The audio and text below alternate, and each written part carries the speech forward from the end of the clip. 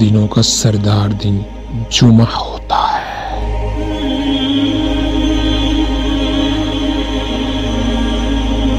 ہم تمام لوگوں کو جمعہ کے دن کا بڑی بے صبری سے انتظار ہوتا ہے۔ اس لیے انتظار ہوتا ہے کہ جمعہ کا دن ایک ایسا دن ہوتا ہے انسان کی جتنی بھی مصروفیات ہوتی ہیں ان کو ترک کر کے جمعہ کے دن وہ نماز جمعہ ادا کرتے ہیں۔ اس کے ساتھ ساتھ جمعہ کے دن غسل کا اہتمام کیا جاتا ہے، اور جمعہ کے دن نئے کپڑے پہننے کا ایک رواج عام ہے۔ تو میرے بھائیوں، جمعے کا دن ویسے بھی بہت فضیلت والا ہے۔ جمعہ کے دن نبی اکرم حضرت محمد مصطفیٰ صلی اللہ علیہ وسلم پر درود پاک بھیجا کریں۔ یہ میری آپ تمام لوگوں کو ایک نصیحت ہے، ایک گزارش ہے کہ جمعے کے دن حضور پاک کی ذات پر درود پاک بھیجا کریں۔ ضرور آج جمعہ کے حوالے سے ایک ایسا عمل میں آپ کو بتانے جا رہا ہوں، ایک ایسا وظیفہ آپ کو بتانے جا رہا ہوں۔ یہ وظیفہ آج اس جمعہ کو کر لیں،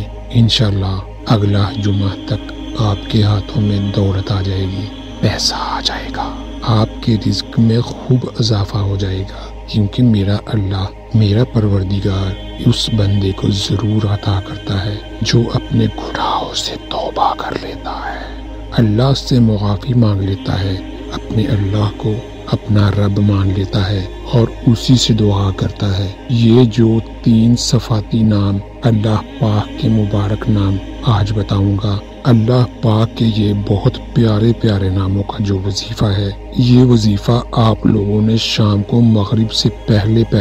ضرور کر لینا ہے۔ انشاءاللہ اس عمل کے کرنے سے، ان ناموں کے پڑھنے سے، چاہے آپ کی کئی سال پرانی غربت بھی ہے جس نے آپ کو قابو کر رکھا ہے، غربت جانے کا نام ہی نہیں دے رہی، محتاجی گھر پر ہے، فاقے ہیں، انتہائی برے حالات ہیں، تو انشاءاللہ اس عمل کے کرنے سے میرا پروردگار آپ کو بے حساب رزق عطا فرما دے گا، اور اس کے بعد انشاءاللہ مرتے دم تک آپ کو کبھی بھی رزق کی کمی محسوس نہیں ہوگی، کبھی آپ کے پاس پیسہ ختم نہیں ہوگا، کبھی بھی آپ کو دولت کی شارٹ ایج نہیں ہوگی۔ اللہ کا شکر ادا کیا کرو، اور جب اپنے اللہ سے التجا کرتے ہو، اپنے اللہ سے کوئی چیز مانگتے ہو تو بڑے لاڈ سے مانگا کرو، اپنے اللہ کو اس طرح راضی کیا کرو جس طرح چھوٹا بچہ اپنی ماں سے کوئی چیز مانگتا ہے، کیونکہ بچے کو پورا یقین ہوتا ہے جو میری اس خواہش کو پورا کر دے گی۔ جمعہ کے دن کو آپ نے یا اللہ یا مالک یا غنی 300 بار پڑھ لینا ہے۔